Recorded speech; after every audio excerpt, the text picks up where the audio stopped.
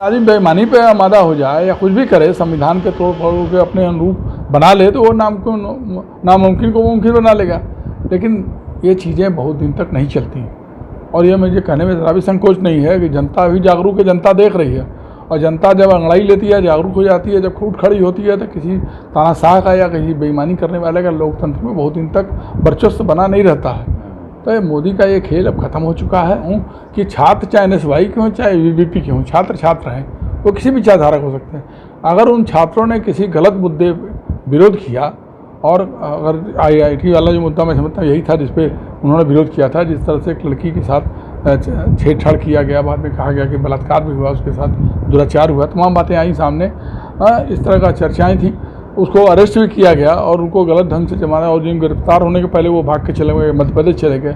वो Bhajpa IT cell से जुड़े हुए नेता थे, उसमें 3-4 लोग, एक सभासद का दामाद भी था उसमें, भाजपा के सभासद का। तो ऐसे लोगों के खिलाफ अगर उन लड़कों ने विरोध किया तो बिल्कुल सही किया उन्होंने। ये तो मैं समझता हूँ वाइस चांसलर का नकारापन है, या वाइस चांसलर का एक तरीके से सरकार को खुश करने का चाटुकारिता है उनकी। वाइस चांसलर जो भी कुलपति वहाँ भी ये चुका है, ये उनको खुद स्टेप लेना चाहिए। वो कुलपति हैं, कुल के पूरे संरक्षक हैं, उनको छात्रों हित में निर्णय लेना चाहिए और वाइज होकर कोई काम नहीं करना चाहिए। हम हरियाणा और जम्मू कश्मीर के जो मतदान थे वो ठहर चुके हैं। सारे लोगों का भविष्य अब EVM में कैद हो चुका है। सारे लोगों का जो जितना परिश्रम किया है उसका परिणाम 8 तारीख को आएगा। हमारे साथ हैं कांग्रेस के नेता हैं अनिल उपाध्याय जी, और हम बात करेंगे खासकर जो जिस तरीके से इस समय जो आंकड़े आ रहे हैं, जो आंकड़े दिखाए जा रहे हैं टीवी चैनलों पे, हर चट्टी चौराहे पे अब बात शुरू हो गई है कि परिवर्तन की बातें शुरू हो गई कि दोनों प्रदेशों में परिवर्तन होगा। आप क्या मानते हैं जिस तरीके से लगातार ये भारतीय जनता पार्टी के लोग मोदी कार्ड, योगी कार्ड और भाजपा कार्ड खेलने में असमर्थ हैं कि पास हैं? देखिए, मोदी जी का जो एक तरीके से कहिए कि प्रभाव तो पिछले लोकसभा चुनाव में ही समाप्त हो चुका था, और पिछले लोकसभा चुनाव में भी अगर 79 सीटों पर वोट के परसेंटेज में गड़बड़ियाँ न होती तो मुझे ऐसा लगता है कि मोदी की सरकार न बनती, गठबंधन की सरकार बनती, इंडिया गठबंधन की। 79 सीटों पे वोट के परसेंटेज काफ़ी गड़बड़ियाँ हुई। जहाँ तक हरियाणा और जम्मू कश्मीर के चुनाव का सवाल है, निश्चित रूप से बदलाव का माहौल है इस समय। पिछले समय लोकसभा से ही बना हुआ बदलाव का माहौल चल रहा है इस समय। और अब न मोदी कार्ड का कोई प्रभाव है, न योगी कार्ड का कोई प्रभाव है। ये तो खैर इस जो 8 तारीख को रिजल्ट आएगा, इससे काफ़ी चीज़ें स्पष्ट हो जाएंगी। जहाँ तक अखबारों में आज प्रकाशित सर्वे है और उसकी रिपोर्ट है, मैं उससे पूरा तरह से इत्तेफाक नहीं रखता। मैं नहीं मानता कि जो सर्वे या एग्जिट पोल जो होते हैं वही 100% सही है, लेकिन जो एग्जिट पोल भी हैं वो प्रायः काफ़ी हद तक अनुमानित रूप से सही भी होते हैं। उन एग्जिट पोल में भी आप हिंदुस्तान में भी आज मैंने देखा, जागरण में भी देखा, मैंने अखबार में और भी कुछ पत्रों में देखा, उसमें करीब करीब सभी एग्जिट पोल में हरियाणा में बढ़त दिखाई जा रही है। अभी 2-4 दिन पहले मैं दिल्ली में था, वहाँ प्रेस क्लब में भी बैठा था, वहाँ हरियाणा के भी कोई पत्रकार थे, दिल्ली के भी थे और लोग भी थे, उनसे हमारी बातचीत हो रही थी। और प्रदीप माथुर भी जो बनारस पाइनियर के बड़े एडिटर रहे हैं, वो भी थे और तमाम लोग थे। सब इसलिए बातचीत से आंकलन यही निकला कि लगभग 65 से 70 सीटें कांग्रेस को मिलने जा रही हैं जो वहाँ पर हैं। बीजेपी 20 इसके नीचे ही रहेगी या 20-22 के आसपास पा जाए, 5-7 सीटों में अन्य दल सीटें पाएंगे। तो हर हालत में जो स्थिति दिखाई दे रही है, 65 सीट से कम कांग्रेस और को मिलने की संभावना नहीं जाती, मिलने की संभावना है। तो सरकार तो लगभग तय हो चुका है कि हरियाणा में कांग्रेस की ही बनेगी। अब वो अलग बात है कि छोटा राज्य है, 5-7 हज़ार सीटों से भी हार जीत होती बहुत जगहों पे। ये सरकार क्या कर सकती है? चुनाव आयोग उनके हाथ में है, कभी भी वो 10-5 सीटों में इधर उधर करके कुछ भी कर सकते हैं। तो मुझे फिर भी नहीं लगता कि हरियाणा में कुछ बीजेपी कुछ कर पाएगी। हरियाणा में जनता पूरी तरह से खिलाफ है, किसान खिलाफ हैं, तो खिलाड़ी महिलाओं के साथ जो उत्पीड़न हुआ था और प्रत्याशी भी कांग्रेस ने लड़ाया है खिलाड़ी, तो उसका वजह से उनके परिवार के लोग और उससे जुड़े हुए लोग, उनकी भावना भी इन सरकार के खिलाफ बन चुकी है।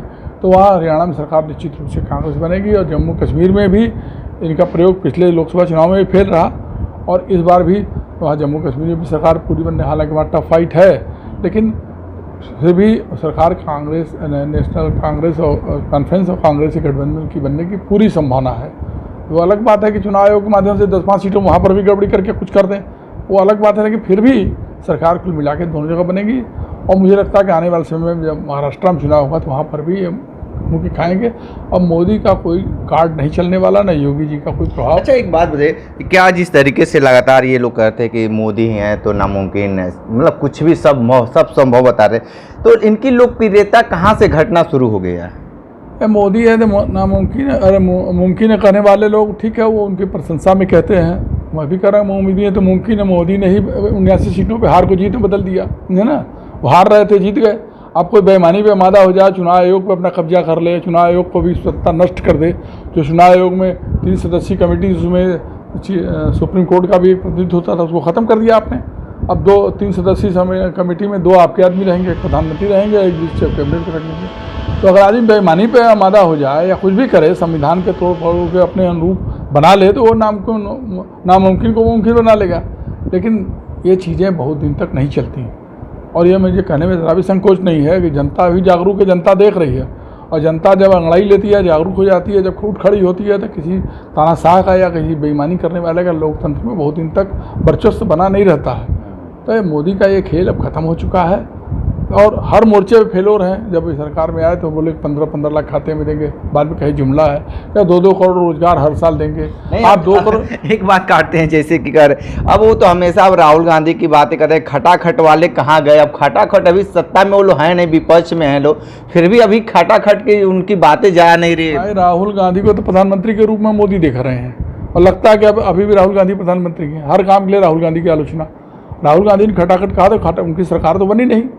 जहाँ राज्यों में बनी उन्होंने कोशिश किया, उन्होंने प्रयास किया, कुछ हद तक सफल भी हुए किए हैं। लेकिन आप केंद्र सरकार बैठे हुए हैं, आपने जीएसटी लगा दिया पूरे देश पे। राज्यों का जो हिस्सा उसको भी आपने अपने कब्जे में कर लिया है। राज्यों को उसका पैसा नहीं मिल रहा है, बंगाल में नहीं मिल रहा है, जहाँ जहाँ आपकी अपोजिशन सरकार है, तेलंगाना में नहीं मिल रहा है आपको, हिमाचल प्रदेश में उनका पैसा नहीं, छोटा राज्य है, वहाँ भी आप धन आवंटित नहीं कर रहे हैं। तो जब राज्यों का उनका हक नहीं देंगे और जीएसटी का पैसा भी रोक के बैठे रहेंगे तो वो राज्य अपना कैसे ईमानदारी से काम कर पाएंगे। तो ये सरकार तो हर तरह से परेशान करने का प्रयास कर रही है और मोनोपोली अपना कायम करना चाहती है, एक अधिकार कायम रखना चाहती है, तानाशाही का रवैया अपना रही है। लेकिन मैंने जैसा कहा कि तानाशाही और ये सब रवैया बहुत दिन तक नहीं चलता है। आपने 2 करोड़ रोजगार की बात किया और 1 करोड़ पद खाली है सरकारी, वो 1 करोड़ पद आप भर नहीं रहे हैं। अब बोल रहे हैं कि 10 लाख रोजगार हमारे। बनारस में एक मामला चला, स्टैंडिंग कमेटी ने 13 छात्रों को बीएचयू से निष्कासित कर दिया है और वो आपके कांग्रेस के इकाई के ही में काम करने वाले वो लड़के हैं, NSY के बच्चे हैं। उस पर आप क्या कहेंगे बीएचयू प्रशासन? देखिए, छात्रों का कोई राजनीतिक दल नहीं होता, चाहे NSY को हो चाहे ABVP। हम लोग भी अध्यापक रहे हैं, अध्यापक संघ का मैं अध्यक्ष भी रहा हूँ, 3 बार रहा हूँ, 10, 12, 15 साल तक मैं अध्यापक संघ अध्यक्ष रहा हूँ, विभागाध्यक्ष भी रहा हूँ 20-22 साल तक। लेकिन हमारे विभाग के तमाम छात्र जो ABVP से जुड़े थे, बहुत से NSY से जुड़े थे, हमारे कई स्टूडेंट उसमें छात्र संघ अध्यक्ष बने, लेकिन हम लोगों ने कभी उनका विरोध या समर्थन नहीं किया, वो न्यूट्रल रहे हमेशा हम लोग। उसी तरीके से उसी दृष्टि से मैं देखता हूँ कि छात्र चाहे NSY के हों चाहे ABVP के हों, छात्र छात्र हैं, वो किसी भी विचारधारा हो सकते हैं। अगर उन छात्रों ने किसी गलत मुद्दे विरोध किया, और अगर IIT वाला जो मुद्दा मैं समझता हूँ यही था जिस पे उन्होंने विरोध किया था, जिस तरह से एक लड़की के साथ छेड़छाड़ किया गया, बाद में कहा गया कि बलात्कार भी हुआ, उसके साथ दुराचार हुआ, तमाम बातें आई सामने, इस तरह का चर्चाएं थी। उसको अरेस्ट भी किया गया और उनको गलत ढंग से जमाना, और जिन गिरफ्तार होने के पहले वो भाग के चले गए, मध्य प्रदेश चले गए। वो भाजपा IT सेल से जुड़े हुए नेता थे, उसमें 3-4 लोग, एक सभासद का दामाद भी था उसमें, भाजपा के सभासद का। तो ऐसे लोगों के खिलाफ अगर उन लड़कों ने विरोध किया तो बिल्कुल सही किया उन्होंने। ये तो मैं समझता हूँ वाइस चांसलर का नकारापन है, या वाइस चांसलर का एक तरीके से सरकार को खुश करने का चाटुकारिता है उनकी। वाइस चांसलर जो भी कुलपति वहाँ भी ये चुका है, ये उनको खुद स्टेप लेना चाहिए। वो कुलपति हैं, कुल के पूरे संरक्षक हैं, उनको छात्रों हित में निर्णय लेना चाहिए और वाइज होकर कोई काम नहीं करना चाहिए। हम लोग उस समय में भी राजा राम शास्त्री वाइस चांसलर हुआ करते थे, दूधनाथ चतुर्वेदी जी वाइस चांसलर थे, DN चतुर्वेदी, और तमाम लोग अच्छे लोग वाइस चांसलर रामनारायण सक्सेना जी थे, लेकिन कभी भी वाइज होकर काम नहीं करते थे। वो लोग हमेशा जो है वो छात्रों में कोई अगर होता तो दंडात्मक कार्रवाई होती थी, लेकिन बाद में जांच पड़ताल करके उनको छोड़ दिया जाता था। लेकिन अगर ये बदले की भावना से काम कर रहे हैं और एक पार्शियलिटी की तरफ से एक दल के समर्थन में, अब ये कुलपतियों का कद भी बड़ा बौना हो गया है। अब छोटे कद के लोग कुलपति बन रहे हैं, बौना इन द सेंस कि वो बड़प्पन उनके अंदर नहीं रह गया है। तो बड़प्पन दिखाना चाहिए, उन छात्रों को एकदम मुक्त करना चाहिए। कोई गलती हो तो पकड़िए, और अपराधी को आप एक तरह संरक्षण दे रहे हैं आप। जो अपराध कर रहा है उसको उसके खिलाफ कोई कार्रवाई नहीं कर रहे हैं, और बीच में उठा था कि BHU IIT के बीच में दीवार खींच दिया जाएगा। ये उल्टा सीधा काम बताएंगे लोग, जो सही काम वो नहीं करेंगे। तो ये मैं समझता हूँ अनुचित है, उन छात्रों को निर्दोष है, उनको मुक्त करना चाहिए। एक सवाल ये है कि जिस तरीके से अमेठी में जो घटना घटा उसको लेकर क्या कहेंगे, जबकि उत्तर प्रदेश में जीरो टॉलरेंस की बात योगी सरकार करती है। योगी सरकार तो, योगी जी पॉलिटिकल आदमी तो कभी थे नहीं। वो उत्तराखंड के रहने वाले थे, उनको ला के यहाँ महंत बना दिया गया। गोरखपुर में रह के महंत हो गए, उनको महंतगिरी खाली करना आता है। उसी पे जब अखिलेश यादव ने बोल दिया कि मठाधीश हैं, उनको बुरा लग गया, आलोचना करने लगे। तो योगी जी का पॉलिटिकल सोच नहीं है, उन खाली एक तरीके से भाजपा जैसे जुमला बोलती है वही जुमला बोलते हैं, जीरो टॉलरेंस है। अरे जो आप जीरो टॉलरेंस तो हर सरकार रखती है और रखना भी चाहिए। मायावती की सरकार में क्या कड़ाई नहीं होती थी क्या? मायावती भी भले हम बसपा की सरकार थी, लेकिन वो भी कार्रवाई करती थी अपराधियों से। अपराधी लोग डरते थे उससे, तो तमाम लोग साथ काम कार्रवाई किया, कड़ी कार्रवाई है। तो सरकार को बोलना कम करना चाहिए, काम ज़्यादा है, ट्रांसपेरेंसी होना चाहिए। चाहे अमेठी में घटना घट रही हो, चाहे अन्य राज्य के अन्य हिस्सों में घट रही हो, उसके खिलाफ कार्रवाई करें। अपराध तो होते रहते हैं, लेकिन अपराध को रोकने के लिए पुरजोर प्रयास करना चाहिए। लेकिन इसका ये मतलब नहीं है कि आप एकदम पुलिस को एकदम वो निर्दंड बना दीजिए और अपराध के नाम पर बुलडोजर चलवाइए और उनका घर तोड़ दिए, मकान तोड़ दिए। वर्ग विशेष के लोगों के खिलाफ कार्रवाई करिए, या धर्म विशेष के लोग काम करोगे, या जात विशेष के खिलाफ आप कार्रवाई करिए। सबके खिलाफ आप निष्पक्षता से कार्रवाई करनी चाहिए। और बुलडोजर चलाना, अपराधी को अपराध की सज़ा मिलती है, उनको पकड़ा जाए। सुप्रीम कोर्ट ने भी कहा है कि अपराध को सज़ा दी जाए। सज़ा का मतलब ये नहीं है कि उसके परिवार को सज़ा दीजिए। आप बुलडोजर चलाकर सज़ा तोड़ते, कह रहे हैं मकान का नक्शा नहीं पास। मकान तो बहुत लोगों का नक्शा नहीं पास है पूरे देश, सबका क्या मकान तोड़ दिया जाएगा? सरकार की जिम्मेदारी है कि सबका नक्शा पास करावे। और जब मकान बनते हैं तब तो विकास प्राधिकरण के अधिकारी, आवास विकास परिषद के और नगर महापालिका के अधिकारी पैसा लेके चुप रहते हैं।